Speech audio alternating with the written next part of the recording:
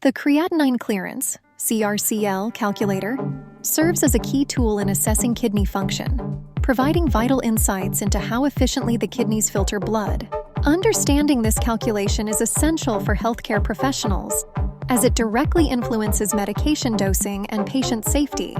The Cockcroft-Gault equation plays an integral role in this process, utilizing variables like patient age, weight, serum creatinine, and gender into a straightforward formula to understand the formula.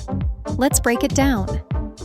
The equation reads CrCl ml amastomim rate for 140 age x weight GAI xk serum creatinine mgdl. Here K is a gender factor that accounts for muscle mass differences.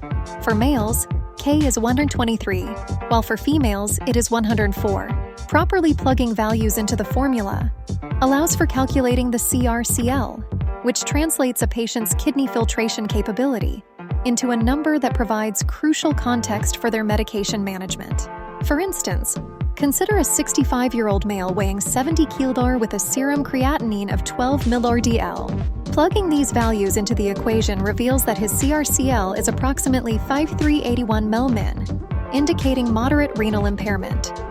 This knowledge aids physicians in adjusting drug dosages.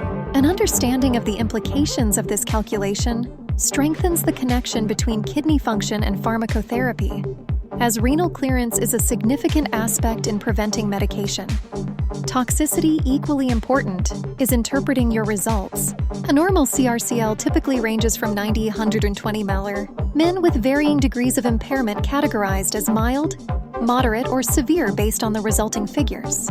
Recognizing these categories ensures that appropriate measures are taken concerning medication plans, especially with drugs known for their renal elimination, such as aminoglycosides or vancomycin. In real-life applications, consider the example of a 70-year-old female patient weighing 60 kg, needing gentamicin therapy.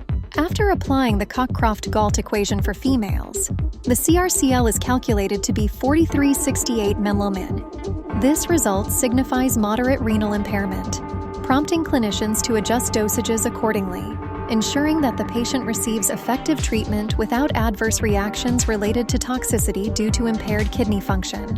Clinical professionals must also remember to use ideal body weight for overweight patients and modify calculations for those facing severe obesity. The accurate application of these principles ensures not only patient safety, but also effective therapeutic outcomes.